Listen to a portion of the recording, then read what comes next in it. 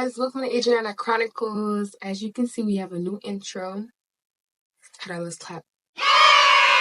New page set up, everything new. I know it's been a while, but I'm back and I will be uploading more. What's the word for it? Consistently?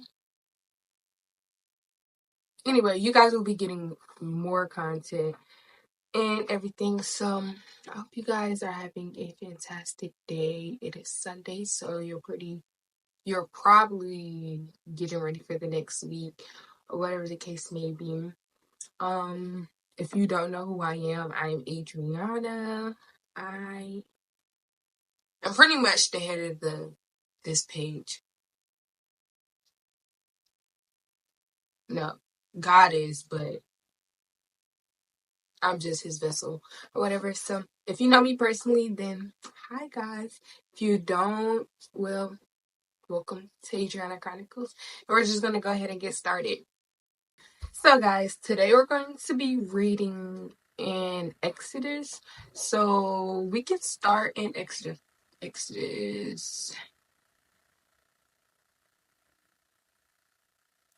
We can start in 13 and then we're gonna read through 14. So I'm gonna just give you some time to go ahead and get your Bible.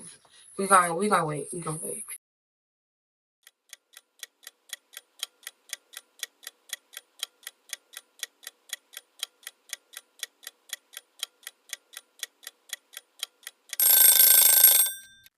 Okay, we're back. Alright guys. So let's get started. I am going to give breakdowns. We're not going to read it all the way through. I'm just going to give you summaries. Okay, so we're in chapter 13 and we are just going to hit the ground running. So at this point, God has pretty much gotten the Israelites out of Egypt and now they're going through the wilderness. And they're going through the wilderness and they decide to stop and camp like at a place right outside the wilderness. And so God tells them, we are going to move at this location and it's going to be by the sea. So God is telling them that we're going to move in this location and it's going to be by the sea. This part of the story is very important because a lot of times when we're going through life, whether it's situations that happens that affects us or that causes us to step into a new place, a new season, a new area of life, we usually go in wanting our plan to work out or whatever we desire to work out. So we settle in places that we're not supposed to settle in. Or we take stops, places that we don't supposed to take stops in, and God tells us, okay, we're not going to stay there, we're going to move here. And it takes a lot for us to, sometimes it takes a lot for us to make those changes or make those adjustments to, okay, God, I settled here, but I see that you want me to settle here, or I see that you want me to keep moving, or I see that you want me to go here, or you want me to talk to this person, speak these words into this person, or I see that you need me to get in my word more, or I need you to, or you need me to meditate more. Whatever the case may be, God is telling us that, okay, no, I don't really want you to go there, so we're going to go here. But during this time of them settling, leaving Egypt, finding a place to settle, and then God telling them to move another place, God still is with them. He's still with them. He's still providing the life, everything that they need in order to get place to place to place to place. Also, before this, God says that, let me read it from the text because nothing but the word is going to be in here. But God says, let's find it.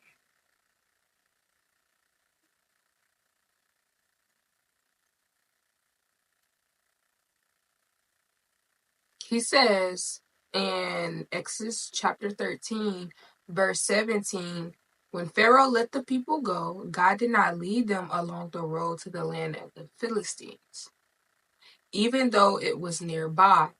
For God said, the people will change their minds and return to Egypt if they face war. So he led the people around the Red Sea along the road of wilderness. And the Israelites left the land in Egypt in battle formation. So God already knows his people. God already knows you. He already knows what you can handle and what you can't handle. He already knew, okay, I let these people out, but I know first of all, they're coming out and it already says that they're already in battle formation. So they're coming out already thinking, yeah, but we still gonna have to fight or whatever. But God is like, first of all, you can't handle fighting right now. See, this battle or this thing that you're facing, the Egyptians, you can't handle a battle with them. So you need to allow me to fight on your behalf. So he already let them out of Egypt. And they're expecting to camp here. God tells them to camp here because he knows that they can't handle battle right now. And if they stay in this place, they're going to have to face things that are already made way for them to get away from. So God tells them to move at this part, at this place that's between the wilderness and the sea. And me already by reading this and seeing the mindset that the Israelites have, it's like they have a double mind. Like when God shows up and shows out, it's, oh God, I trust you.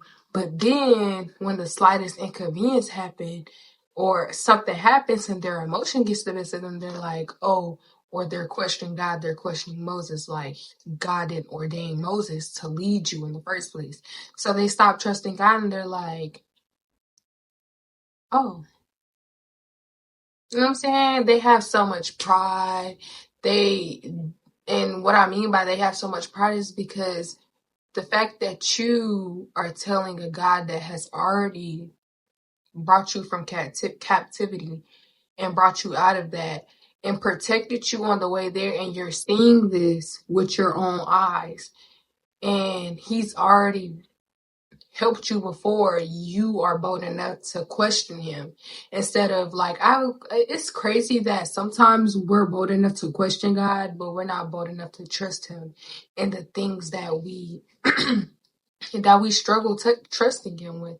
And me personally, it is definitely times that I have been in situations where I wouldn't say that I question God as far as like confronting him, like, what's this with, like, I don't want to say with the attitude, but there has been times where I have questioned where God has placed me or why I am going through what I'm going through. But then I had to learn that everything is not about me. Everything is not about how I want it to go. It's always about what God wants to do and how he wants to prevail in the situations that I go through on the day-to-day basis or whatever.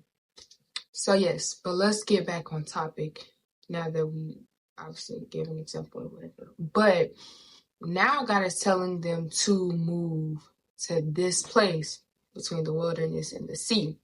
And so they move to the wilderness and the sea. We're going to get back in the word. So now we should be in Exodus chapter 14. Also, God tells Moses, hey, I want you to move here. And also I'm going to harden the people, the Egyptians' hearts so they can go after you. You know what I'm saying? I want them to, you know what I'm saying, go after you. That's what God is pretty much telling them. And me knowing if I was Moses, I'll be looking at God like, so we trying to escape and you gonna make sure that they get me? Because that's what it sounds like. But based off us, we have to remember that God's understanding, his knowledge, his first of all, he's omnipotent. So he knows everything. He knows what's going to happen in the present and in the future. So God telling Moses, hey, I'm going to harden these people's hearts so they can go after you, so they can chase after you. Whole time, God already knew that what was going to happen in the future. Moses just knew what he told him then. So that's why it's so important to be able to trust God enough, and be like Moses.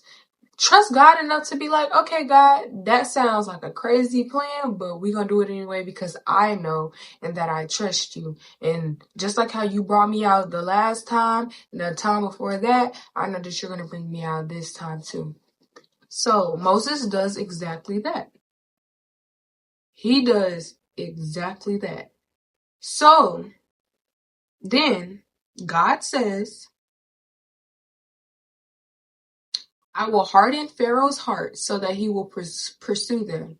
Then I will receive the glory by means of Pharaoh and all of his army, and the Egyptians will know that I am Lord.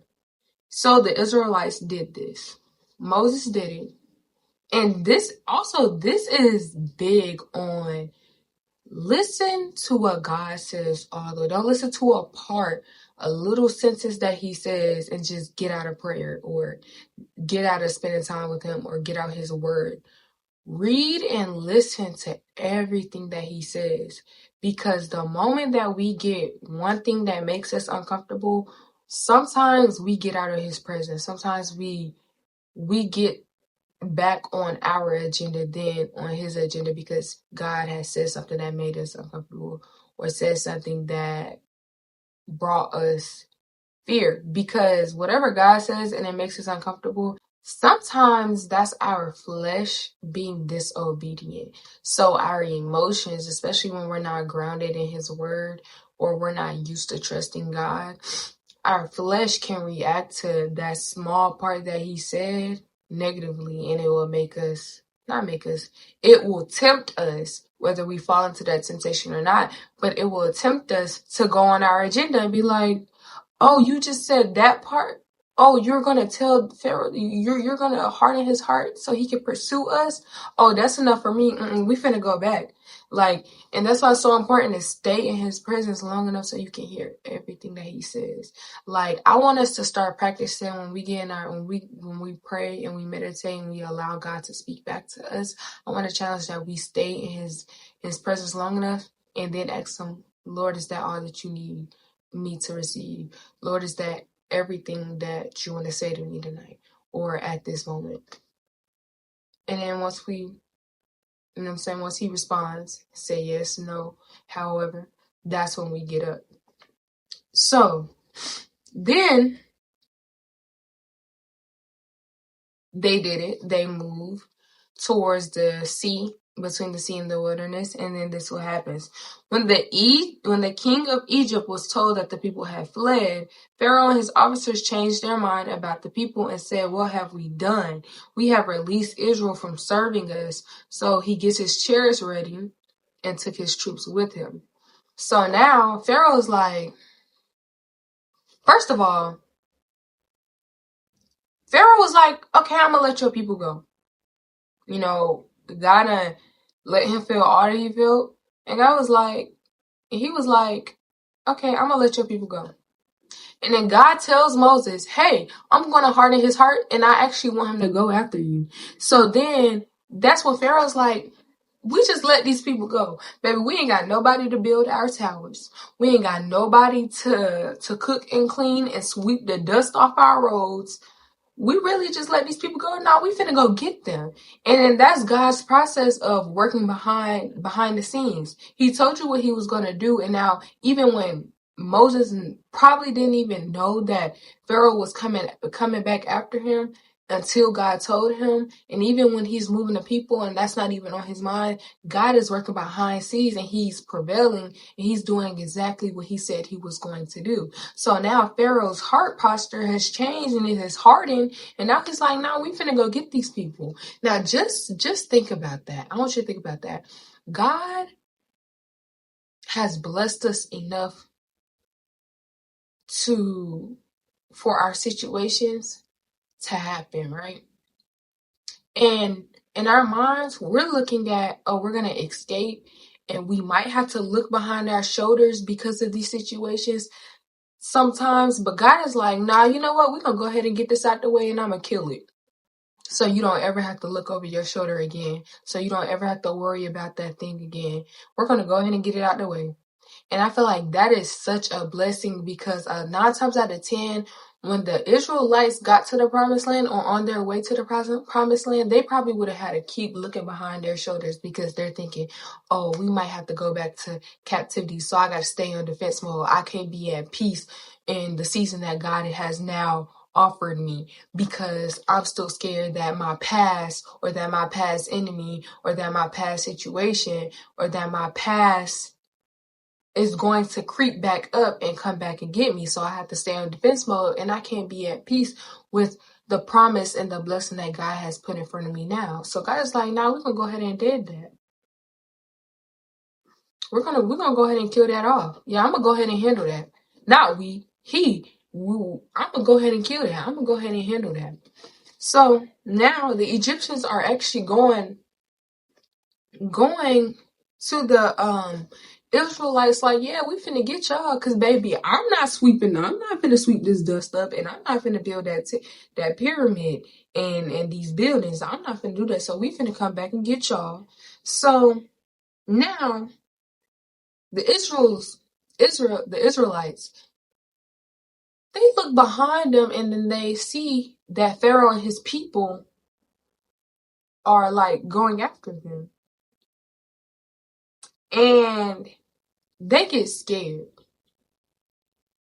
They get scared and they cry out to God for help because they know that the last time and the time before that, and even when he was allowing them to leave and he was helping them leave Israel, he came through.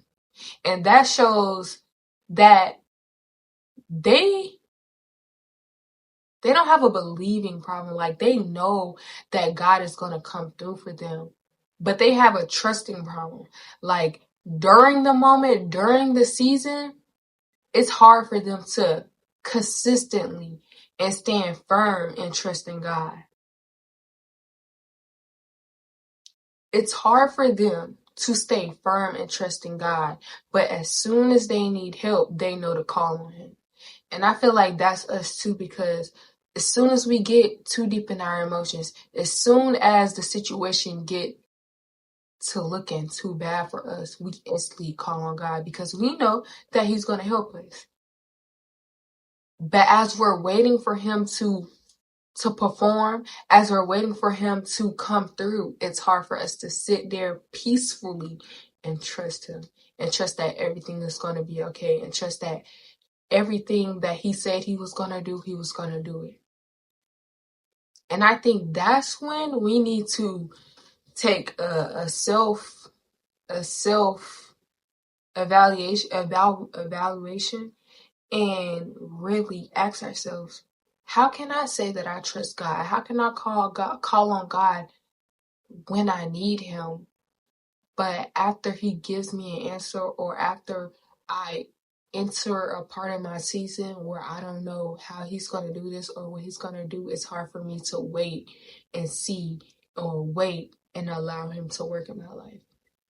Because every other time that it happens, I'm dibbing and dabbing, or I'm trying to find a way to ignore it, or I'm trying to find a way to get out. I'm trying to find a way to escape instead of allowing him to work. Now, they say Pharaoh has approached the Israelites and they look up and they saw the Egyptians coming after them. The Israelites were terrified and cried out for help. Moses says, it is because there are no, they said this to Moses. Moses did not say this. They said to Moses, is this because there are no graves in Egypt that you have taken us away to die in the wilderness? What have you done to us to bring us out of Egypt? Isn't this what we told you in Egypt? Leave us alone that we may serve the Egyptians. It would have been better for us to serve the Egyptians than to die in the wilderness. So you tell this man You tell this man that you know that it's ordained for you to help you, to take you out of Egypt by God. He is a gift, a blessing from God that God has given you to help get you out of Egypt through the wilderness. And the moment that something goes wrong, you're questioning Moses? Nah, not only are you questioning Moses, you're questioning God. So as soon as we get into situations and all hell break loose, we question God like, God, I was better. Life was better when I wasn't following you, or life was better when I was doing what I wanted to do. It felt like it was better. A lot of us rely on our emotions and how our emotions feel, how our mind receives it. That we're like, it was better. I felt better when I wasn't like this, when I wasn't in this moment, when I was still blind, when I was still deceived by the devil. Because when we're living for the devil, he doesn't mess with us because we're on the right path on his by his eyes. But as soon as we get off that path, that's when we start getting attacked. And then we're sitting here wondering, like, God, like I was better off when I was with the devil. That's pretty much what they're saying. God, I was better off when I was with the devil. God, I was better off when I was going about it my way. I felt better. I felt like I knew what I was doing. I felt like I was in control. And this is what Moses said to the people. Don't be afraid. Stand firm and see the Lord's salvation that he will accomplish for you today. For the Egyptians you see today, you will never see again. The Lord will fight for you and you must be quiet. So Moses is the prime example of standing firm in God. Because while everybody else around us, while everybody else around him is questioning God, is being disobedient, is turning away from him, is allowing the devil to deceive them, Moses is like, nah, I know my God. Nah, this is what he said to me. And this is what he's going to do. I know that nothing that he tells me is going to come back void. Whatever he says is not going to be void. It's not going to be for no reason. So I am going to do exactly what he said and exactly what he told me to do. And I'm going to get out the way and I'm going to allow him to prevail. So this is what Moses does.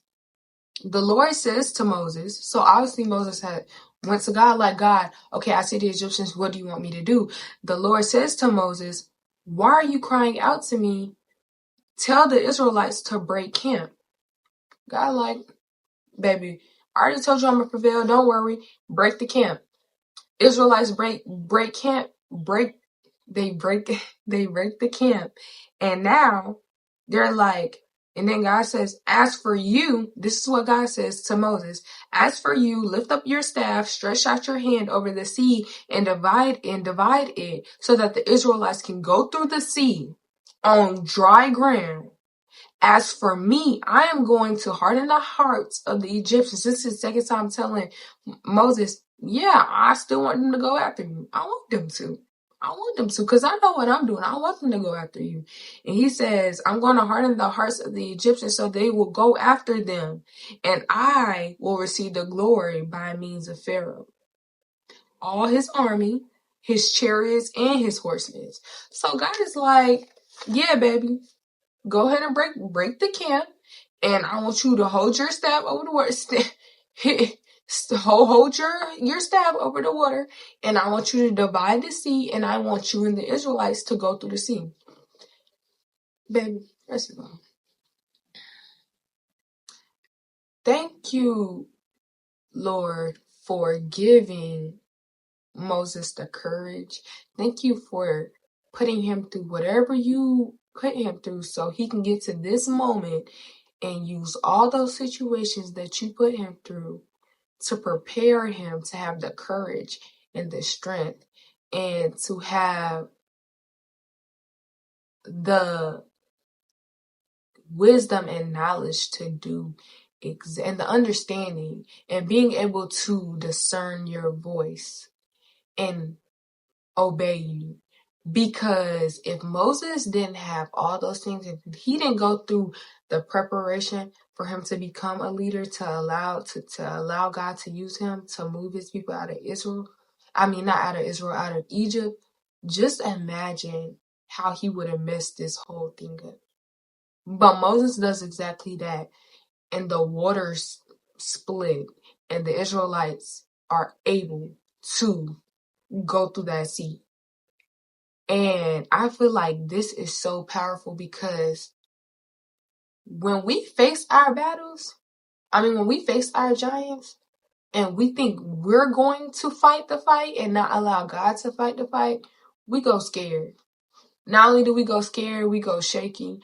We go second guessing, we go with doubt. But when we allow God to face our battles, we see how bold God is, how strong he is, how just plain out excellent that he is, because he told Moses, like, yeah, I'm going to show you how bold I am. I want them to, as a matter of fact, I want them to chase after you. I want them to change their mind and not let your people go and go after them. Not let my people go and go after them. Because I know that just as they're going through the wilderness and they still think they got to look back over their shoulders because they think that their past is going to creep up against them, I'm going to go ahead and handle that. I want them to come. I want them to try to get to my baby. I want them to try and wrestle with my kids. I want them to. And just as I'm telling you that I want them to, I'm going to get the glory in the end. Matter of fact, you won't see them again. Moses even tells the people, y'all over here doubting and questioning God. Y'all coming to me complaining because you're confused and you think that the Egyptians are coming to get you and they're going to actually get to you. But whole time, don't you know you will never see them again after this day? Because my God said that he was going to get the glory. And I know that if he was going to get the glory, I know we must not be, we not dying, or baby, we must not be going back. And so he does exactly that. And the Egyptians will know that I am Lord, and I will receive the glory through Pharaoh, his chariots, and his horsemen. This is what God says. So then, this is what happens. The angel of God, who was going in front of the Israelites' forces, moved and went behind them. So not only is he leading them, he's behind them too, protecting them from behind. It came between the Egyptians and the Israelite forces. There was cloud and a darkness. It lit up the night, and neither group came near the others all night long. So like it's a big gap. The Israelites are going through the water. It's a big gap between the Israelites and the Egyptians. Then Moses stretches out his hand over the sea, just like as God had told him to do. He's doing everything that God has told him to do. He says, the word says, then Moses stretches out his hand over the sea, and the Lord drove the sea back with a powerful east wind all that night, and turned the sea into dry land. So the waters, hold on guys.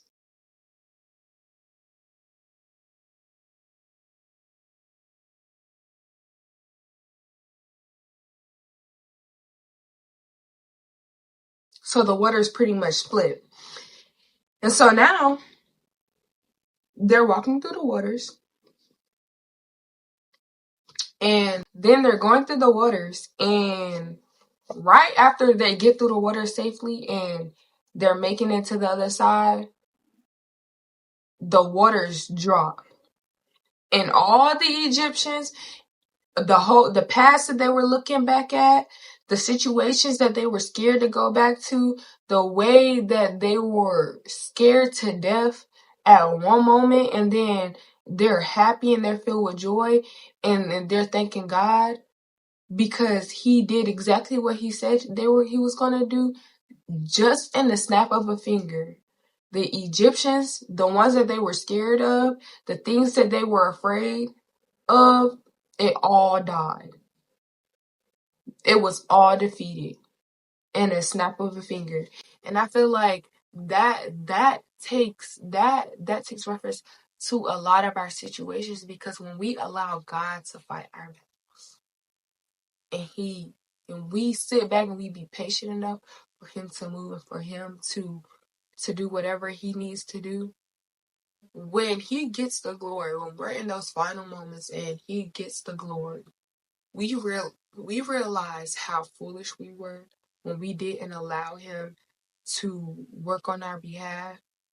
How foolish we were when we tried to control things. How foolish we were when we tried to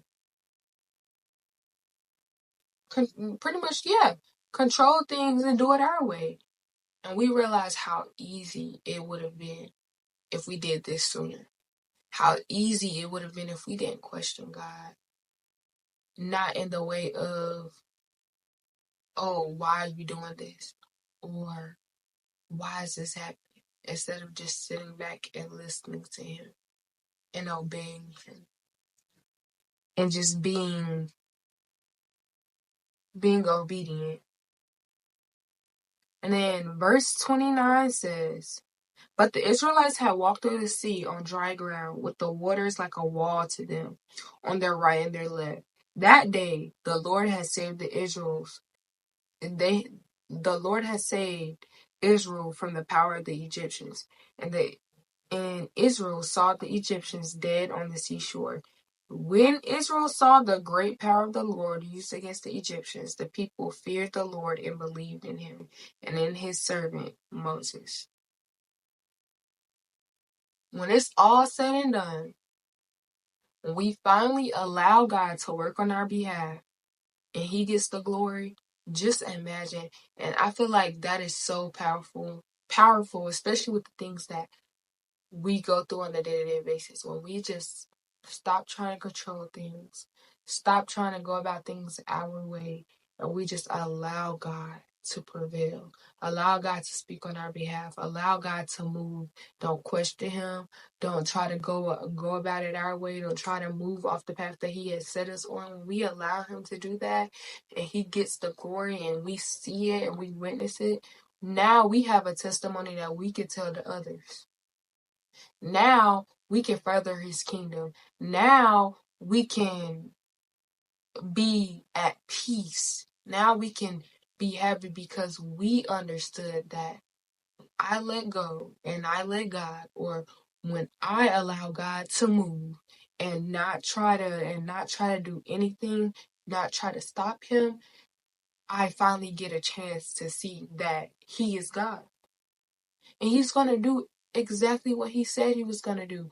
We need to stop worrying. We need to stop disturbing our own peace. We need to stop allowing our emotions to set the tone of how we're going to feel in this season. Because when we do that, that's us allowing the devil to send temptations our way, or to send things our way, or to even shift our heart posture towards the season that God has put us in, because we have not learned to stay firm in him.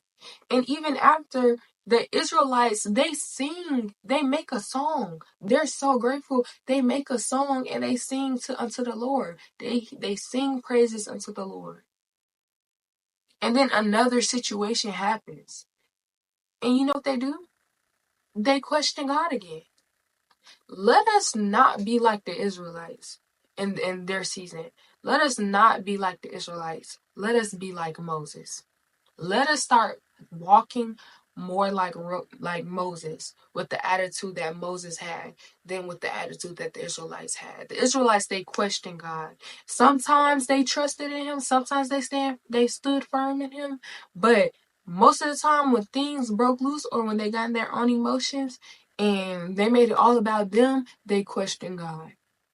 What did Moses do throughout this whole text? He was obedient. He obeyed God. When he had a question, he went to him, and whatever God told him to do, he did it, and God got the glory. So we need to move ourselves out the way. We need to stop doubting God. We need to stop worrying about what he's going to do. A lot, sometimes what I do, even like when I start worrying, I remember, Adriana, you are only in control of the things that God has allowed you to be in control about. The things of your past, you can't control. The things that are trying to attack you, you can't control. So what you need to do is focus on what you can control, and everything else, that's God's business. Like, that's something that I will tell myself constantly, especially when I get in my head. I be like, Adriana, that's not your business no more. That's God's business. What can we focus on now? What do I need to do now? We need to get this homework done. Okay, we're gonna get this homework done. We need to pray. Okay, we're gonna pray. We need to get in our word. Okay, we're gonna get in our word. But we're not gonna bring that into that atmosphere. So, yes, guys, that's it. That's it. So I hope you guys take that in, and you move with courage, and you allow God to get the glory in your situation, and not only in your situation, in your life, period. Let's not make it a seasonal thing where we trust God because we hear this message that we trust God in this situation, and then we forget about it the next situation, or we forget the things that we heard in this video, our next situation. If you have to write these things down to remind yourself, repeat, meditate on them, allow it to become one of your daily affirmations, whatever you learn, then let it be that. Because when you get the word grounded in your heart, it's much easier to allow God to take the wheel. So yes, guys, I hope you guys have a great night. Go pray, go take a shower, go do whatever you need to do to get ready for the next day. And I want you to smile. And bye, guys.